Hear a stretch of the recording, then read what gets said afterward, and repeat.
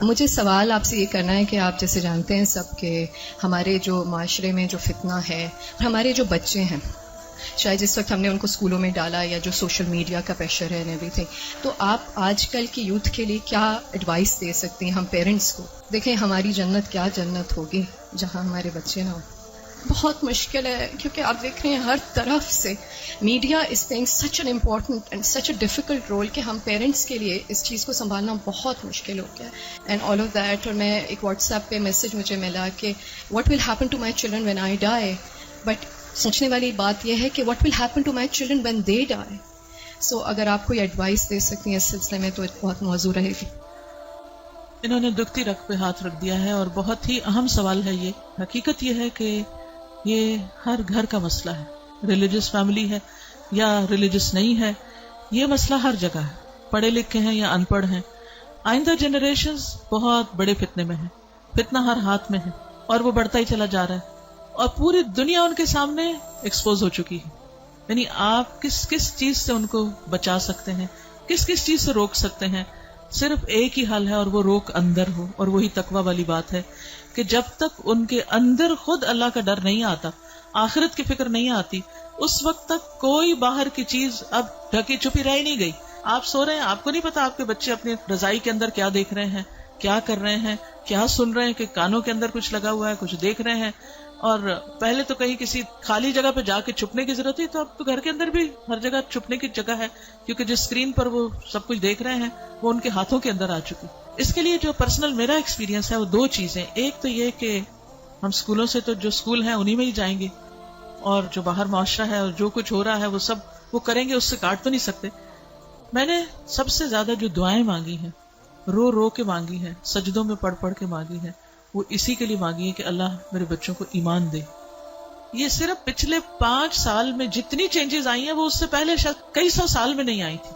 اور پھر دوسرا کیا کیا، یعنی اللہ تعالیٰ سے خود ہی مانگا. دوسرا یہ کہ ہر تھوڑے عرصے کے بعد عمرہ، اللہ کے گھر چلو، کیونکہ اللہ کے گھر کا جو جلال ہے، اور اللہ تعالیٰ اگر انسان کو کہیں سب سے زیادہ محسوس ہو سکتے ہیں تو وہ بہت جگہ ہے. یعنی ہمارے ملک میں، ہمارے گھروں میں، ہمارے ماحول میں وہ فیلنگ نہیں آتی جو وہاں جا کر آتی. تو الحمدللہ ان عمروں نے، اللہ کے گھر کی زیارت نے دل کے اندر تھوڑی سی جگہ بنائی اللہ کو پہچاننے کی. کیونکہ جب تک اللہ کو بچے پہچانتے نہیں، اس کی عظمت کو محسوس نہیں کرتے، وہ اللہ سے ڈر نہیں سکتے، تو وہ تقویٰ نہیں آتا دل میں. تو اس سے یہ ہے کہ وہ ایسی جگہ ہے جہاں اللہ ماشاءاللہ سب کو جا کر یقین ضرور آتا کہ کوئی ہے ایک جس نے یہ سب کچھ بنایا.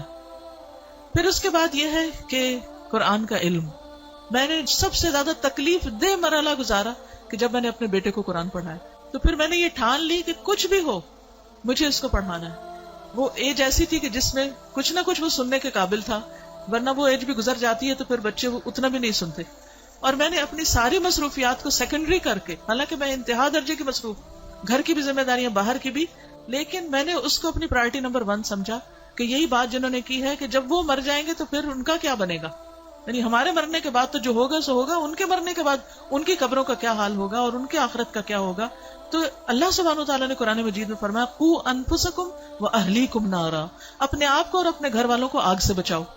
ایمان والوں کو خطاب ہے کہ اے ایمان والوں اپنے بچوں کو آگ سے بچاؤ. تو پھر میں نے اس کے ٹائم کے مطابق جب اس کا موڈ بنے، لیکن روز کی شرط رکھی تھی کہ ہر روز پڑھیں گے تھوڑا تھوڑا، 2 آیتیں 4 آیتیں، 1 رکوع 2 رکوع 1 رب، اور اس طرح کر کر کے میں نے پورا قرآن اس کے ساتھ پڑھا کہ مجھ سے نہیں ڈرے، اللہ سے ڈرے. میری خاطر نماز نہیں پڑھے، اللہ کی خاطر پڑھے. میری وجہ سے کچھ مت چھپائے جو دیکھ رہا ہے، اللہ سے ڈر کے چھپائے. تو یہ کسی حد تک فائدہ مند ہوا.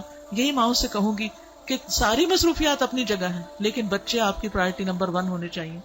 ان کے لیے کھپ جائیں دعائیں مانگ مانگ کے بھی، اور اس کے ساتھ ساتھ ایک دفعہ کم از کم قرآن سے ضرور گزر جائیں. کیونکہ جب وہ قرآن سے گزر جائیں گے پھر ایٹ لیسٹ آپ کی رسپانسبلٹی نہیں رہے گی. اللہ ان کی سب خیر کرے، لیکن اگر خدا نہ خواستہ ان کے اندر کوئی بگاڑ آتا تو آپ کی پکڑ نہیں ہوگی. لیکن اگر آپ نے کوشش نہیں کی، محنت نہیں کی، تو آپ کی بھی ساتھ پکڑ ہے. صرف آپ کی نمازیں پھر کام نہیں آئیں گی. تو اس لیے ہم میں سے ہر ماں کو سنجیدہ ہونے کی ضرورت ہے.